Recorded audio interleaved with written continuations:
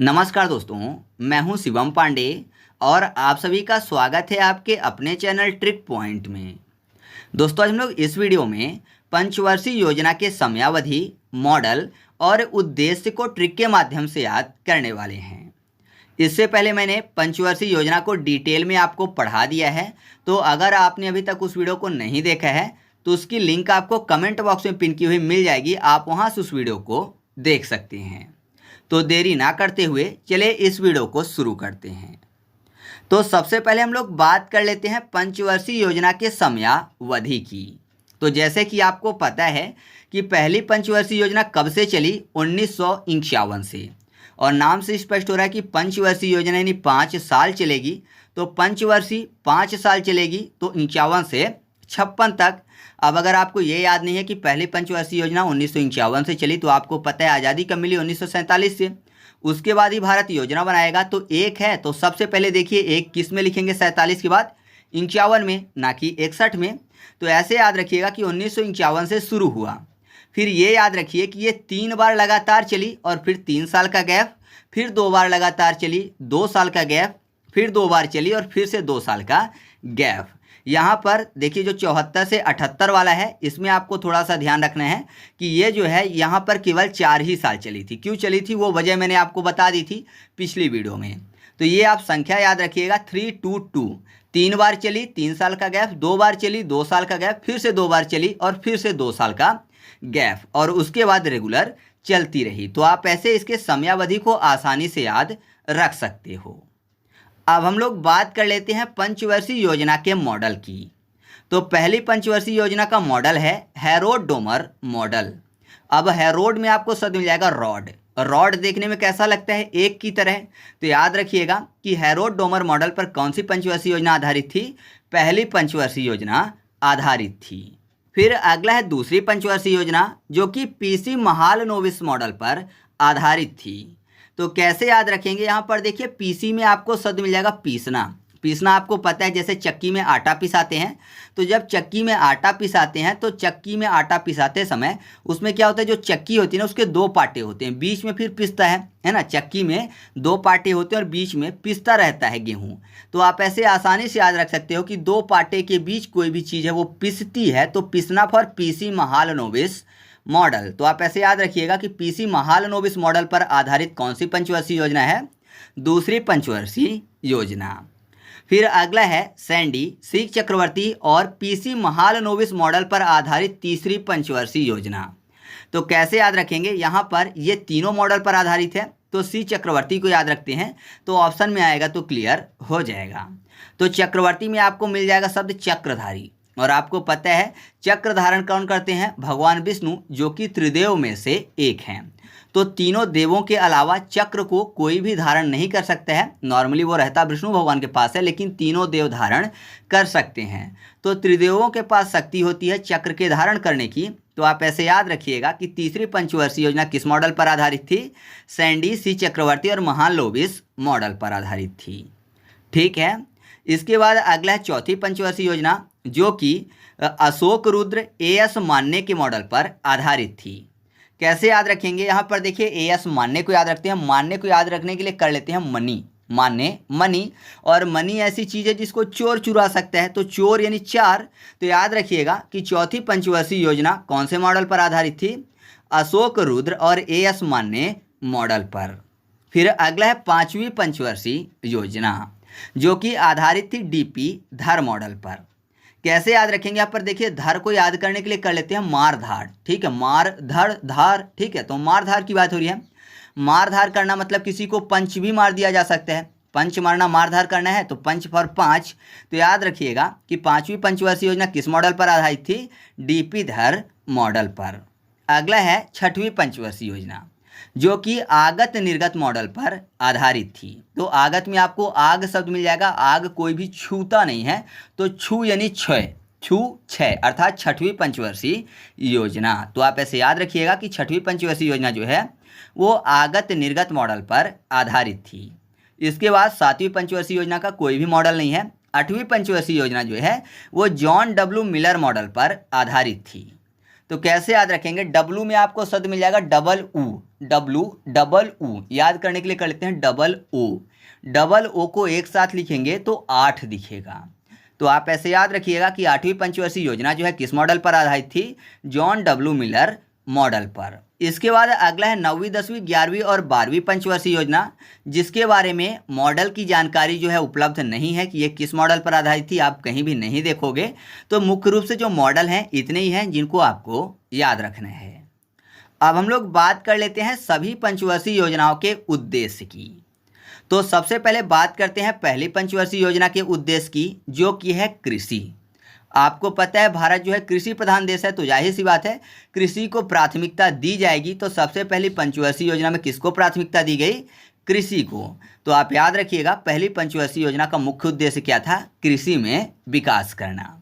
फिर अगला है दूसरी पंचवर्षीय योजना, जिसका उद्देश्य था औद्योगिक विकास।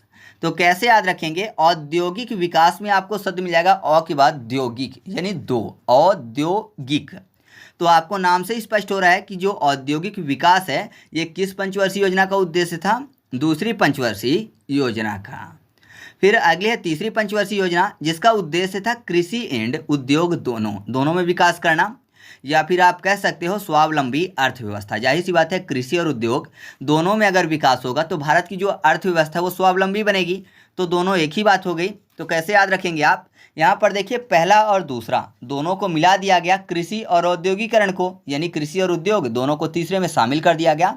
1 + 2 कितना होता है, 3 होता है। तो आप ऐसे याद रखिएगा कि तीसरी पंचवर्षीय योजना का उद्देश्य क्या था, स्वावलंबी अर्थव्यवस्था। स्वावलंबी अर्थव्यवस्था कैसी होगी, कृषि और उद्योग से। तो दोनों पर फोकस किया गया, पहली और दूसरी को मिला दिया गया यहाँ पर, ऐसा मानिएगा।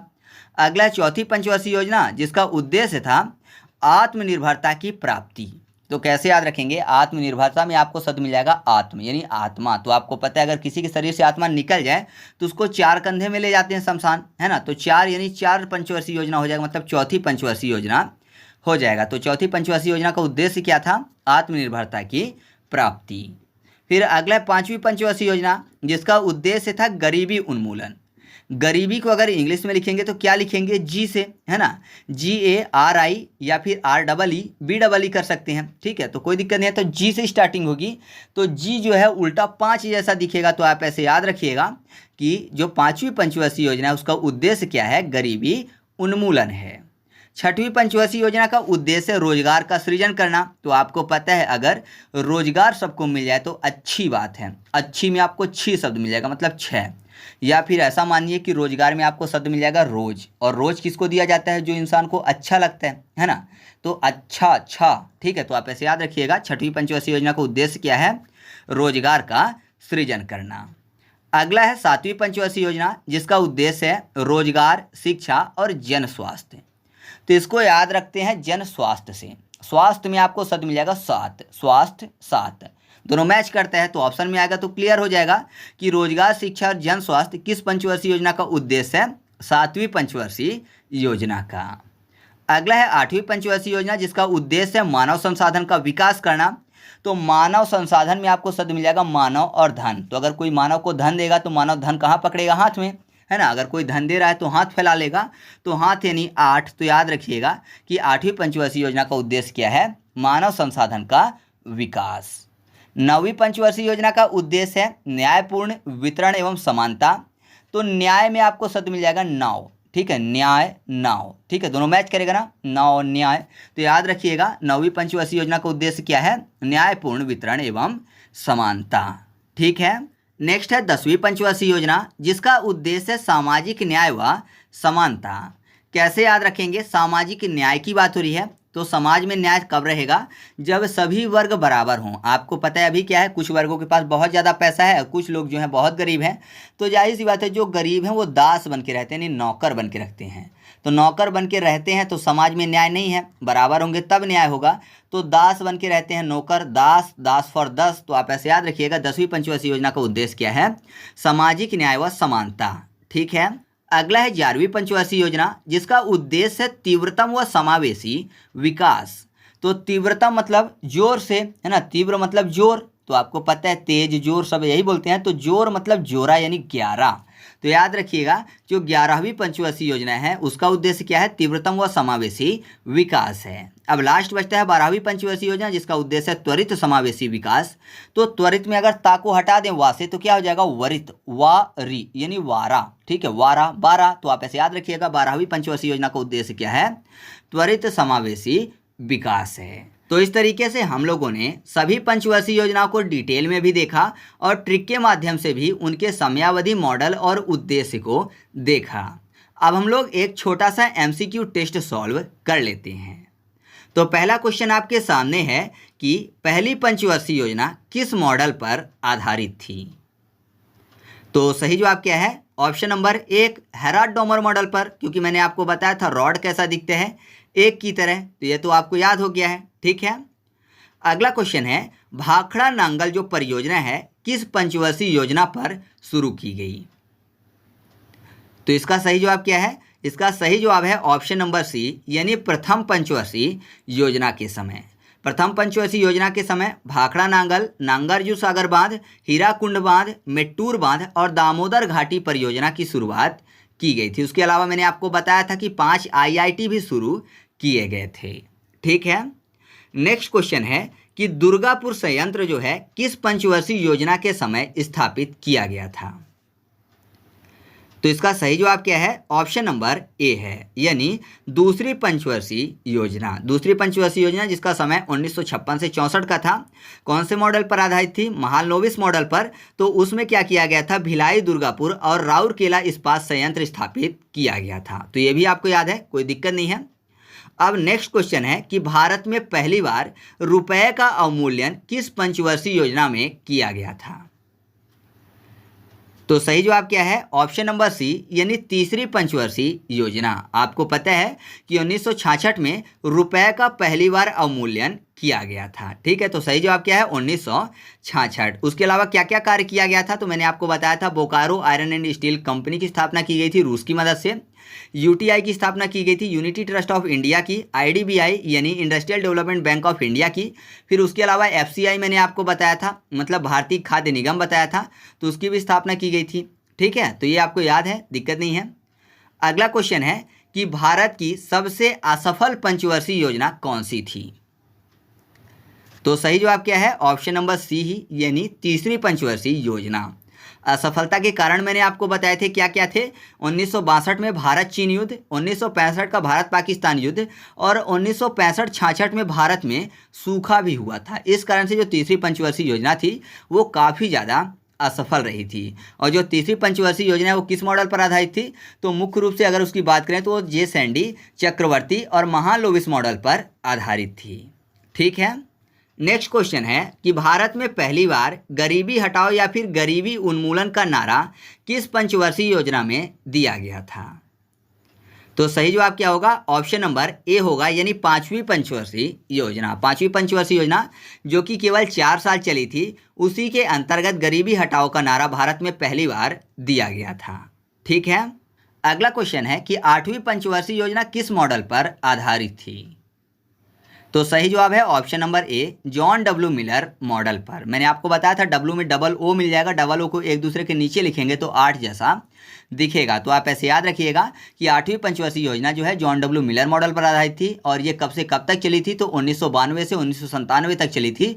और मैंने आपको बताया था कि मानव को हाथ में धन चाहिए, हाथ फॉर आर्ट, तो मानव संसाधन का विकास करना 8वीं पंचवर्षीय योजना का उद्देश्य था। और इसी के अंतर्गत जो भारत था वो विश्व व्यापार संगठन का सदस्य भी बना था। अगला क्वेश्चन है कि किस पंचवर्षीय योजना को नेहरू समाजवाद का अंत माना जाता है। तो सही जवाब क्या है, ऑप्शन नंबर ए यानी 6वीं पंचवर्षीय योजना। जो 6वीं पंचवर्षीय योजना है इसको नेहरू समाजवाद के अंत के रूप में देखा जाता है। तो इस तरीके से अपना ये वीडियो कंप्लीट हुआ। आपकी स्क्रीन पर एक और क्वेश्चन दिख रहा है जिसका उत्तर आपको कमेंट करके बताना है। तो वीडियो अच्छा लगा तो वीडियो को लाइक कर दीजिएगा। और हाँ, अगर आप इसका फुल MCQ टेस्ट सॉल्व करना चाहते हैं तो टेलीग्राम पर जाकर सर्च करिएगा ट्रिक पॉइंट क्विज और ग्रुप को ज्वाइन कर लीजिएगा। उसके अलावा PDF चाहिए तो PDF के लिए टेलीग्राम पर सर्च करिएगा ट्रिक पॉइंट और चैनल को ज्वाइन कर लीजिएगा। वहाँ पर आपको सभी वीडियो की फ्री में PDF भी मिल जाएगी। तो चलिए मिलते हैं अगले वीडियो में, तब तक के लिए जय हिंद।